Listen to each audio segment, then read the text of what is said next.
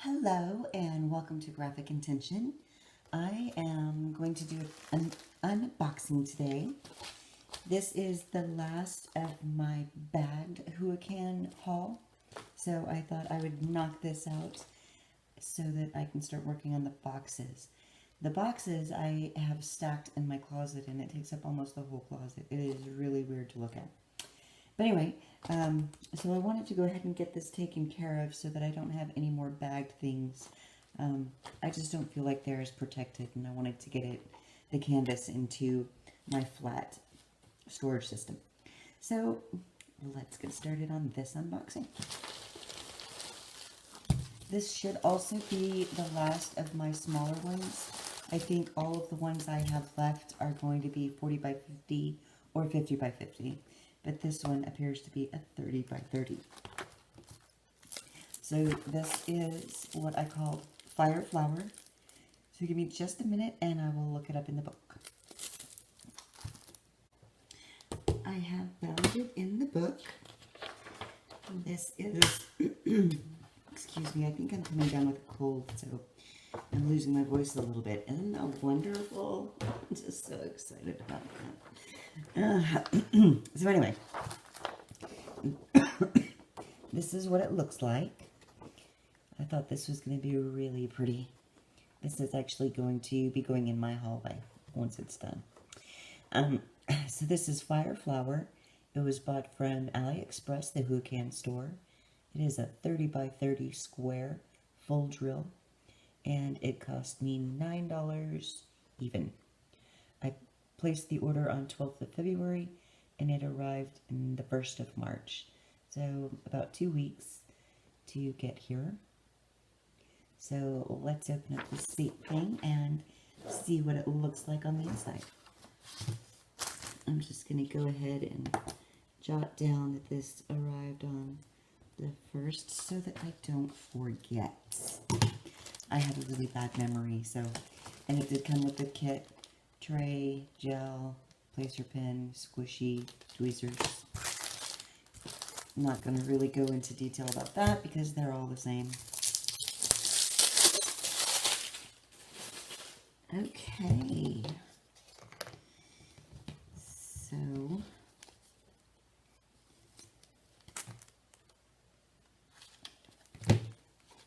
this is the canvas. It does come with a little foam core. I wonder if I glued this together, I bet I could make a wreath out of that. Maybe I'll do something with these. I like to try and find ways to repurpose stuff instead of just throwing them away. So if you have any ideas of what I could use this for so that I could repurpose it, leave a message in the comment section so that I can do that. I really hate throwing stuff away. Okay. Let's flip this over so that it is facing you and you can see the canvas when I peel this back. Ooh, look at that.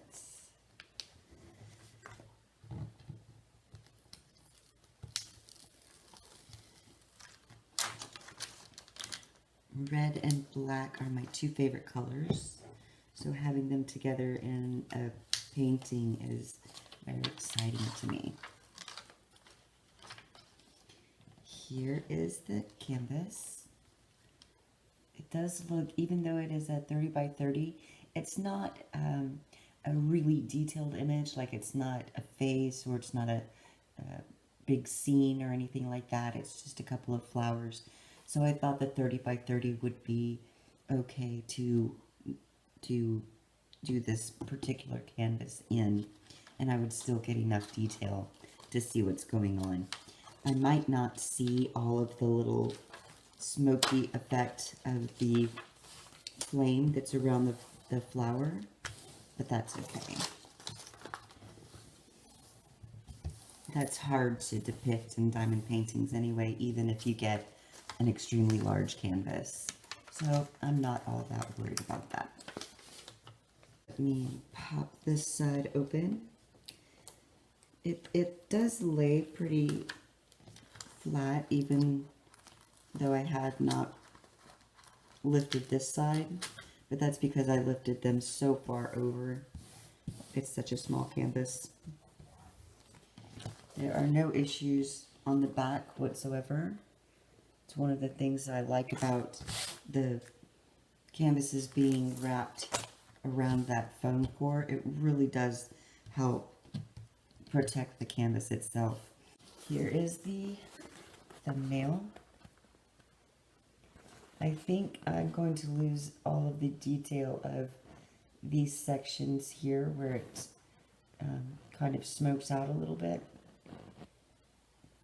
But I should get a good bit of the flowers, and that's good enough for me. There's the color code.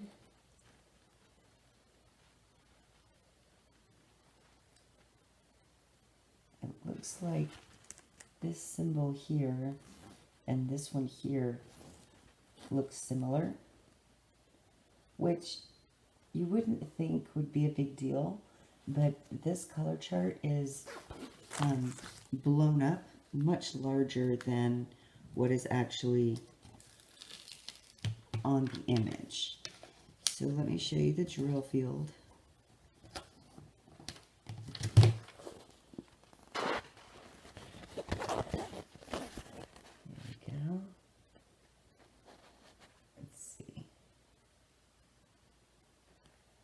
It is a little blurry, but it's not bad. I'm trying to get that glare off of there.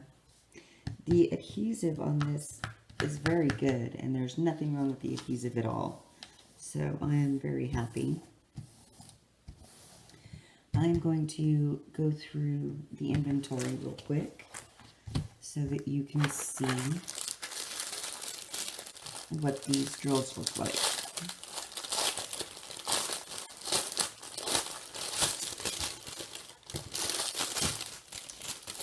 I'm just going to tell you a little story while I do this, and I will hold up each bag so that you can see the colors, but I'm not going to tell you the numbers of the colors because that seems a little unimportant. Okay, so what story should I tell you? I grew up in El Paso, which is on the border of Texas and Mexico. And we moved there when I was, I think, probably 2 years old. And we had a live-in nanny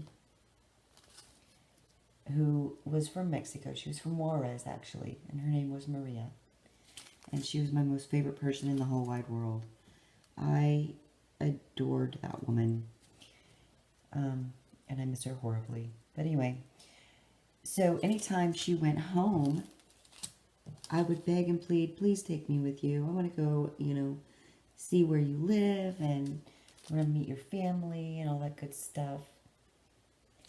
So one day, she decided that she's going to take me over there with her to meet her mother. And I think I was probably 7 or 8 years old, maybe even a little younger at that point. And Mexico in those days, I can't speak of today because I'm not exactly sure. I don't want to say the wrong thing. But back then, little blonde-haired, blue-eyed girls from America were prized, I suppose, in the kidnapping world. So when I went over there, I wasn't allowed to leave the house. I had to stay inside. And Maria and her mother decided to go do some grocery shopping to make tamales that night. And when they were gone, they left me in her house, and I was looking around for something to do, and I found a little tiny broom because Maria's mother was probably, oh, a little over 4 feet tall. This lady was tiny, but she had this little tiny broom and it was my size. So I was just thrilled. And I thought, oh my goodness, I could sweep their living room floor to, you know, kind of say thank you for all the stuff that she does for me or whatever. So I started sweeping, and I couldn't get the dirt up off the floor. So I was sweeping and sweeping and sweeping the entire time that these two ladies were at the grocery store. And by the time they got home, I was sitting on the floor and I was just bawling. I could not understand what was going on. I had swept a divot in their floor. I did not know at the time that their floor was a dirt floor, and I was never going to get the dirt up. And when they explained that to me, and I realized that they would now have this little divot in the middle of their living room floor, I was mortified, and I thought I was going to be in a lot of trouble. So then, of course, I started crying even more, and I was apologizing and just freaking out, and Maria's mother just started laughing, and she just thought it was the funniest thing in the whole world.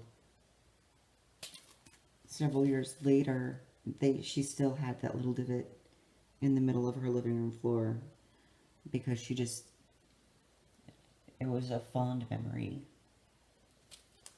of the little girl sweeping a hole in her floor. But anyway, that is probably one of my better childhood moments, or better childhood memories. And I think it's a funny story. Of course, looking back on it now that I'm older, I'm not going to tell how old I am because ladies don't tell their ages. Looking back on it, it still mortifies me that I would do something like that. But I just thought that that would be a funny story to share with you guys. Maria wouldn't speak to me in English. She knew English. I mean, her whole family did. But she wanted to educate me. So she would speak to me in Spanish all the time to try and, you know, help me learn it. Because if you speak multiple languages when you're younger, chances are that you will remember those languages and be able to speak multiple languages when you're older. And it is easier to learn new languages. So that was her attempt to try and help me out. But we moved back up to the Dallas area when I was 9-ish, somewhere around there, 9 or 10. And I didn't have anybody to speak Spanish with me. So I ended up forgetting a lot of it.